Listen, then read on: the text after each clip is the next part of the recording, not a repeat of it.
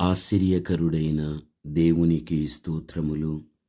ప్రభు యొక్క నామములో మీకు వందనములు. 2026 ఆగస్టు 23వ తారీఖు ఏర్పరచబడిన దైవవాక్యం లూకా 7వ అధ్యాయం 36 నుండి 50 వరకు మనం చదువుకుంటే, ఇక్కడ ఒక పరిసయ్యుడు యేసును తన ఇంటికి భోజనానికి పిలవగలిగాడు. యేసు వెళ్ళి అతని ఇంట భోజన పంక్తిలో కూర్చున్నాడు. ఆ ఊరిలోని ఒక పాపాత్మురాలైన స్త్రీ ఆ విషయం తెలుసుకున్నది.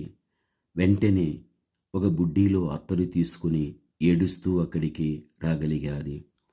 ఆయన వెనుక తట్టు నిలబడగలిగాది. ఆయన పాదములను తన కన్నీటితో తడపగలిగాది.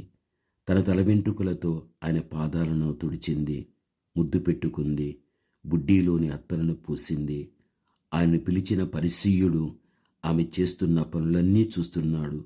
తన మనస్సులో, ఈయన ప్రవక్త కాడా? ఈయన ప్రవక్త అయితే ఆమె ఒక పాపాత్మురాలైన స్త్రీ అని తెలిసి ఉండాలి కదా. అలాంటి స్త్రీని తనను ఎలా తాకనిస్తున్నాడు అని తను అనుకోవడం వాక్యంలో చూస్తున్నాము. హృదయాలోచనలు చదవగలిగిన యేసు అతను ఆలోచిస్తున్న విషయాలను ఎరిగి అతని పేరుతో పిలిచి, నీవు నన్ను భోజనానికి పిలిచావు, కానీ నీ ఇంటిలోనికి వచ్చినప్పుడు నీవు నాకు కాళ్ళు కడుగొనుటకు నీళ్ళు ఇవ్వలేదు. కానీ ఈ స్త్రీ తన కన్నీళ్లతో నా పాదాలను కడిగింది. నీవు నాకు ముఖము తుడుచుకొనుటకు కానీ ఏమీ ఇవ్వలేదు. కానీ ఈమె తనకు అతి ప్రియమైనటువంటి వెంట్రుకలతో నా పాదాలను కూడా తుడిచింది.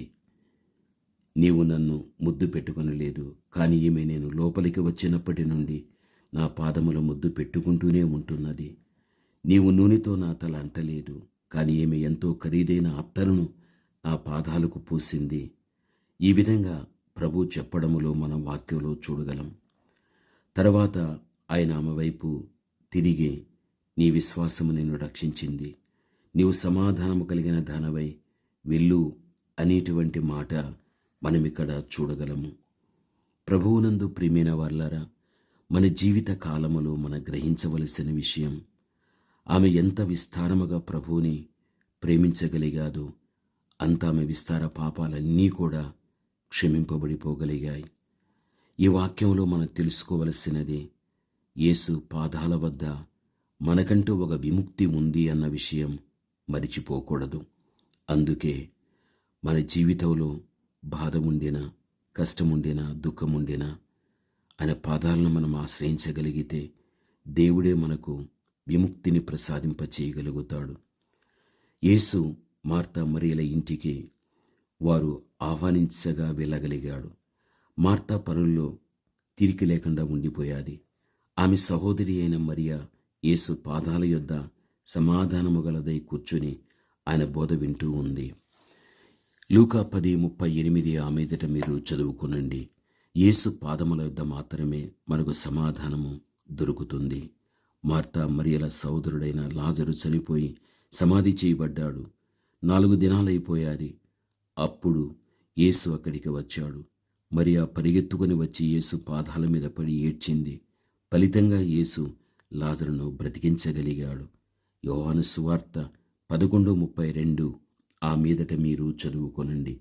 సమాజ మందిరపు అధికారి అయిన యాయీరు వచ్చి యేసు పాదాల మీద పడి, తన ఏకైక కుమార్తె చావ సిద్ధంగా ఉన్నది గనుక తన ఇంటికి వచ్చి ఆమెను బ్రతికించమని బ్రతిమలాడ్డం మనం చూస్తున్నాము. ఆయన బయలుదేరుతూ ఉండగా అతని ఇంటి నుండి ఒకడు వచ్చి కుమార్తె చనిపోయినదని వార్త తెచ్చాడు.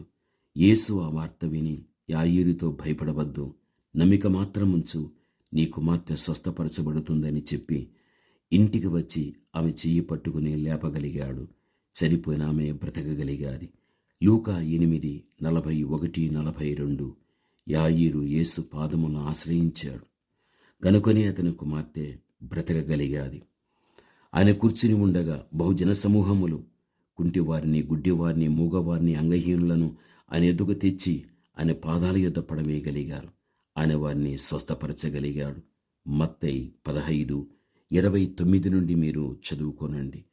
ప్రభువునందు ప్రియమైన వారలారా, మనం మనుషులను నమ్ముకునుట కంటే, మనుషుల యొద్దకు మనం పోవుట కంటే, మన సమస్యలు చెప్పుకొనుట కంటే, యేసు పాదాల చెంత చేరి మొరపెట్టుకొనుట ఉత్తమమైన మార్గం. యేసు పాదముల యొద్దనే మనకు స్వస్థత, మేలు, సమాధానము దొరకగలుగుతాయి. యేసును విశ్వసిద్దాం, ఆయన పాదాలను ఆశ్రయిద్దాం. తప్పనిసరిగా ఆయన మన పట్ల చేయబోయేటువంటి ప్రతి మేలు కూడా మనం పొందుకోగలుగుతాం. ప్రార్థన. పరమ తండ్రి అయిన మా దేవ, ఘనమైన మీ నామమునకు స్తోత్రములు. దేవా, మీ పాదాల దగ్గరే మాకు విముక్తి ఉందని మీ వాక్యం ద్వారా మేము తెలుసుకోగలిగాము నాయన.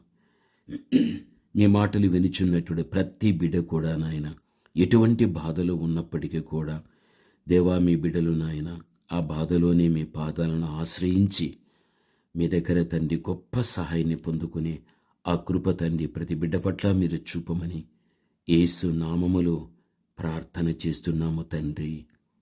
ఆమేన్.